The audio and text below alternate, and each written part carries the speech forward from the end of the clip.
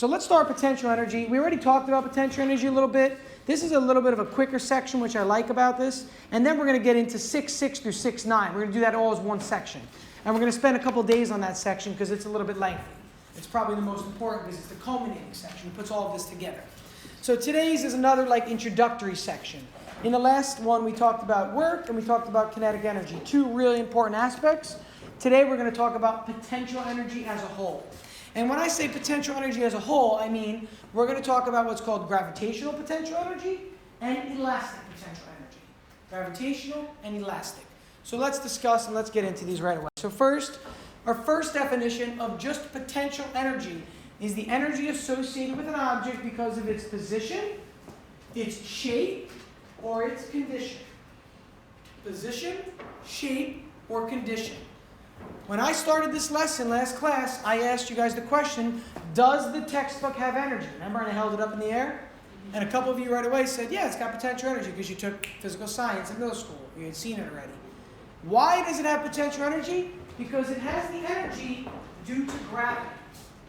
If I were to drop, let's use this object for red. If I were to drop this from right here, it has potential energy because of gravity. Gravity is a force. As soon as I let go of this, what's gravity going to do? It's going to pull it down. So it's a force acting over a distance. Force acting over a distance. What is that again? What is it? Louder. Work. Work. Very good, Justin. Is work. So when I drop this object, gravity does work on it, which is what allows the object to later have a little bit of kinetic energy. It has a little bit of kinetic energy when it hits the ground because it's moving then.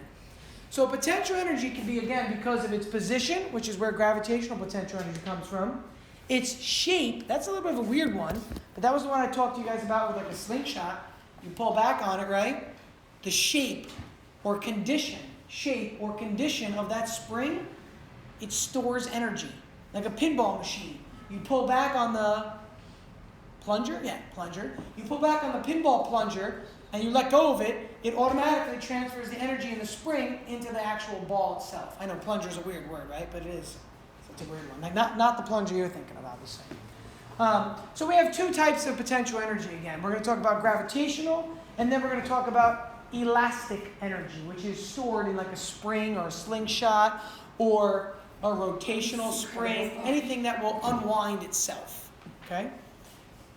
Gravitational potential energy, due to the position of an object and caused by the gravitational fields of interacting bodies. So, UG, capital U is going to stand for potential energy. Your text uses PE, and your text uses KE for potential energy and for kinetic energy. Your formula sheet, and next year if you take AP Physics as a senior course, will use capital U. So I'm going to try to be as consistent as possible and use capital U. Again, write yourself a note, please, that your textbook uses capital PE to represent potential energy. I'm going to use capital U so that it's consistent with your formula sheet that you currently have, and if you continue next year so you don't have to suddenly change up all these variables for no reason. The subscript of a G means that this is potential energy due to gravity. Potential energy due to gravity. So, the potential energy due to gravity is a function of three things, and we can see that. All three things are written up there. The first thing is mass. The second thing is the gravitational constant, 9.8. The third thing is your height. Y is your position, your height. So, we look at this example. If this object bounced from location A to location B, its potential energy must be decreasing. It's got a high height, which goes in for Y, then a medium height, which goes in for Y. Then when it gets to C, what kind of a height does it have? What does it have at C? What kind of a height? Zero, if we call this ground level. Remember that statement I talked about? We talked about potential energy for a while last class, and I said, is this considered ground level? If it is, then watch, ready? Now it's got no potential energy. But compared to outside, it's got a ton of potential energy, right? I could kick this from the ground. Let's make believe instead of the radiator being right there, there was a hole in the wall. And I just kicked it right out the window. Well, then what would happen? Out the window, out the hole in the wall. It would have now potential energy as it falls toward the ground because the ground outside, the sidewalk, would now be considered ground level. So it's all What's the word? It's all Relative. relative. Nice. That's a saying, by the way. It's all relative, right? Everything's relative to something else. So it's all relative, especially with potential energy. So for all potential energy problems, we start by denoting where ground level is. So for a problem like this or a diagram like this, because the object will end up on the ground, we're probably going to call this ground level. And we say U equals 0. U equals 0. And you could say UG to be specific, meaning the potential gravitational energy is 0 at ground level here. That's what we're calling the 0 line. Okay? It's like what you're calling, whatever your origin is on your XY axis. The same concept. Let's look at one example for today. Let's look at one example, maybe two, we'll see. A 40-kilogram object is raised from the bottom of a well using a pulley system. The depth of the well is 25 meters, and the object is raised 3 meters above the rim of the well. Determine the change in potential energy of the object.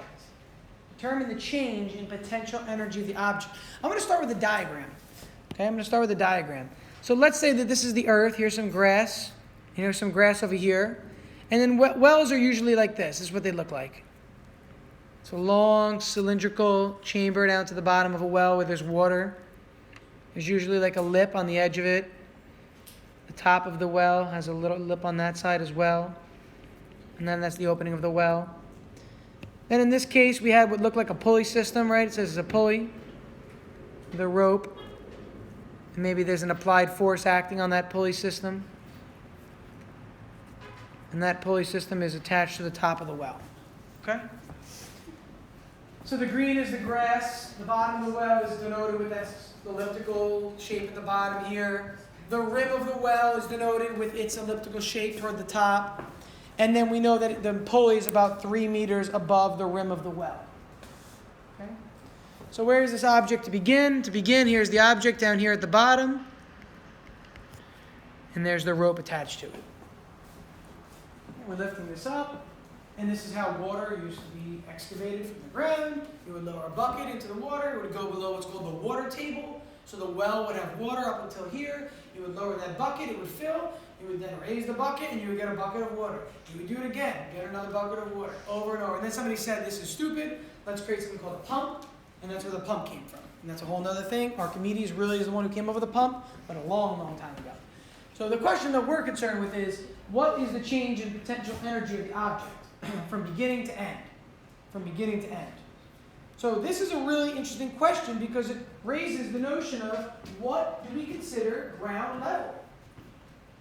Because if it were me, and I were the farmer or the person who had this well in their backyard, I'd be like, I'm standing on the ground, right? This is the ground right here.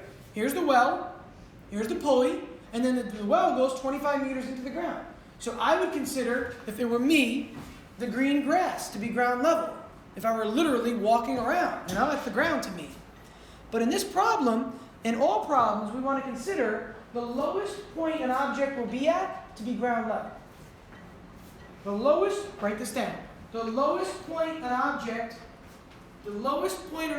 will reach in any given problem should be considered ground level.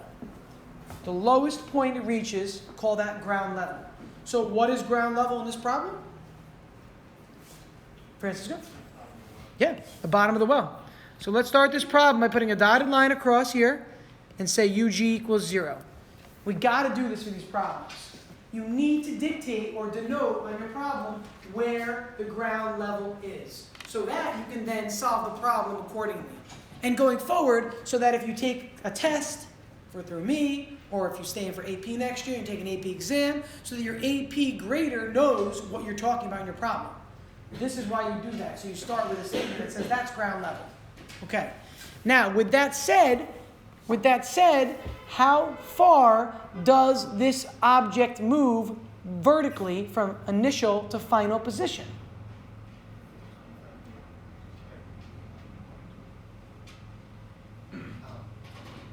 28 meters. Good. So this gap is 3 meters. The well depth is 25 meters. So the height of this object to start, the height of this object to start is 0 because it's at the ground initially. And then at the end, the height of this object is 28 meters. So what we're noticing here is that there's going to be an increase in the height. An increase in the height.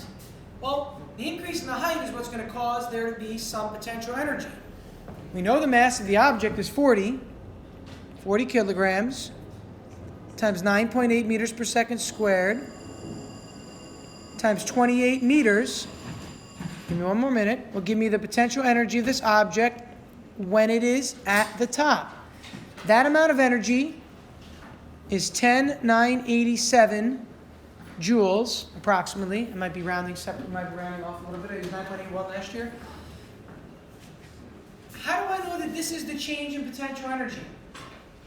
What energy did you start with? How much potential energy? Everybody. 0. So by calling this the 0 line, it allows me to see that I go from 0 potential energy to this much. If you want to really confuse yourself and make it a tougher problem, call like this ground level, or try and call this ground level. That'd even get more confusing. Can you pass these out? Yes, thank you.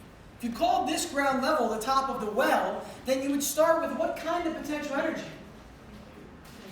You would start with negative potential energy. Then you would have some energy minus a negative, which is plus. You would get the same answer. So I encourage you, if you want to prove to yourself that anywhere you call ground level will work, you can do that. But it just makes the problem much harder the moment we have to deal with a change in that. Oh, yeah. So again, the idea is make the lowest point of the problem 0 for potential energy. Emma's coming around right now with your tests. If you've seen them already and you've gone over them already with me, by all means, feel free to get out of here. If you don't care about them, honestly, feel free to get out of here also, meaning if you got like a really good score and you don't mind. But if you want to see them or stay after office hours, please hang out. If you are done looking at them, when you're done, please give them back to me or back to Em. Please make sure homework the next 2 nights start working on, please. All right, guys, have a good day.